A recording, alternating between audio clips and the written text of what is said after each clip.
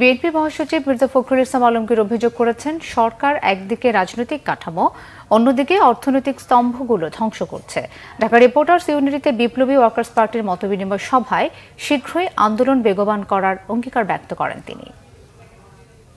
কোন রাজনৈতিক দলই এই সরকারের পক্ষে থাকেনি, তারা এই নির্বাচনকে সমর্থন করে না। এটাই আন্দোলনের একটা বড় সাকসেস। কোন দলই না, যা যে দলই করতে তারা কিন্তু করেনি।